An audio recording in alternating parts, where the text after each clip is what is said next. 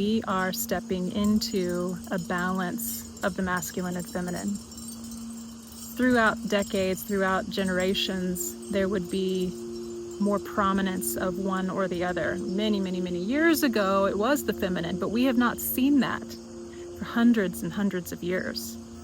And it's been basically a masculine dominance for a long time. So we are all acclimated to this masculine dominance. That is where our brains are programmed to follow this masculine type way in the world. But I truly believe we are now being broken down, reprogrammed, deprogrammed in order to operate with both. But in order to be able to operate with both, we have to learn what is the feminine.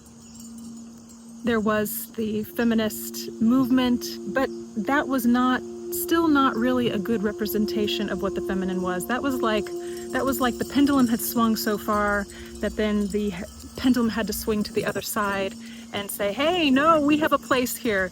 But it was not really a representation of what the feminine actually is. It was a revolution to get us to, give women equal rights, and all of that has been really good.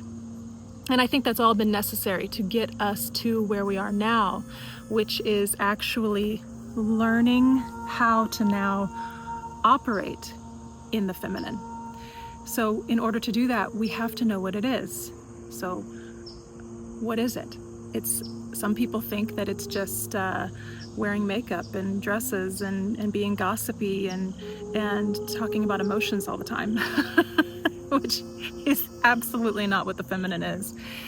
There might be some aspects of it there, but that's not at the core of what it is. And we can learn what the feminine is by observing nature, by observing how creation comes to be, because the feminine plays a big role in that, as does the masculine. And when both of those come together in oneness and in harmony and in balance, that's divine order. That's the fullness of God, is the Trinity. It's the masculine, feminine child, masculine, feminine fruit, masculine, feminine birth, creation into existence. So how do we work with that? How do we flow with that? This whole past season in my life really has been a big lesson in how to flow with that, a big deprogramming of my beliefs, and not only beliefs, but way of being. Because we can have maybe our beliefs, we can realize, oh, well, my beliefs seem a little off maybe, but we don't know how to then change them. And changing them, seeing them and changing them are two different things. And it's not easy to change them. It takes time, it takes a lot of patience with yourself, with others, with the process. It takes a lot of allowance.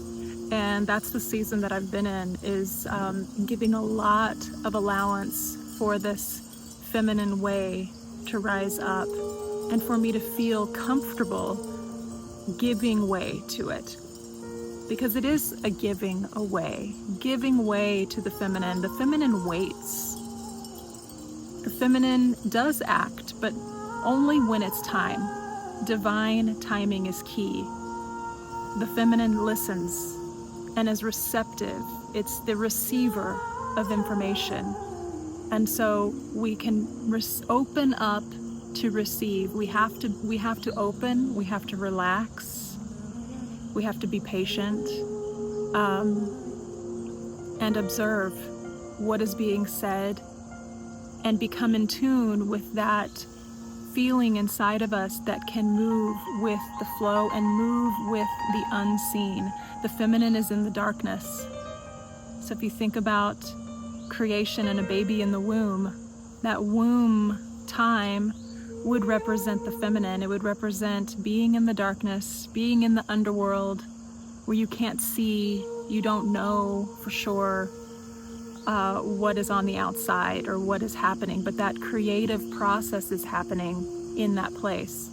And so we've got to release this notion that everything has to be seen, that there's nothing being created unless we're seeing it happen.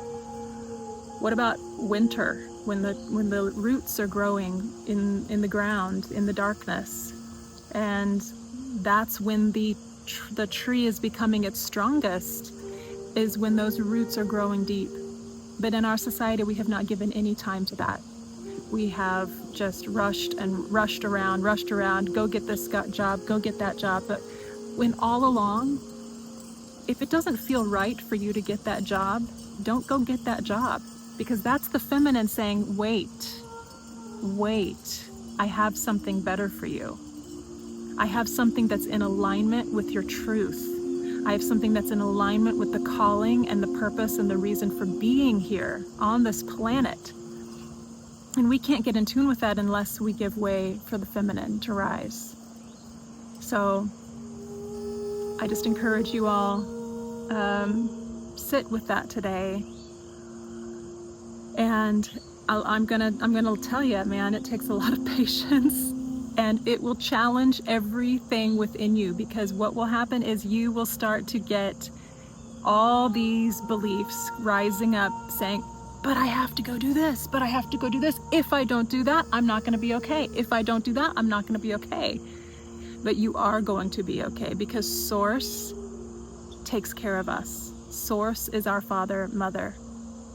And if we can't learn this, we're just going to run ourselves ragged. And that's how disease comes. That's how stress, mental issues, that's how all of that negativity comes and is born in our lives. So no more of that. Let's live in harmony and truth. It's going to take some challenge, because we have to release those old belief systems and trust that this new way will actually come through for us. We're learning this new way. It's a learning curve here. So give yourselves time to trust, to let that trust rise up in you. That's how this whole process has been happening for my husband and I. I'm in Asheville right now.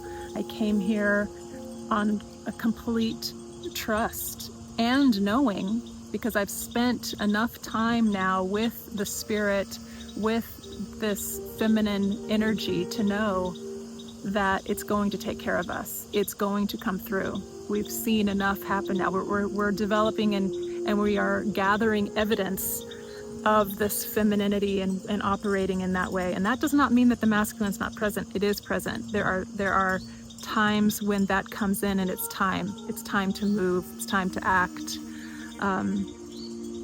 But we can't operate that way without the feminine anymore. We need the mother. We need the mother. And just let it heal every part of you that maybe didn't have the mother energy in your life.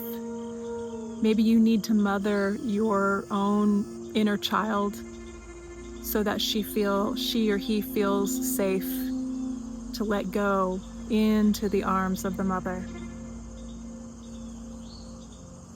So I love you all. I'll talk to you soon.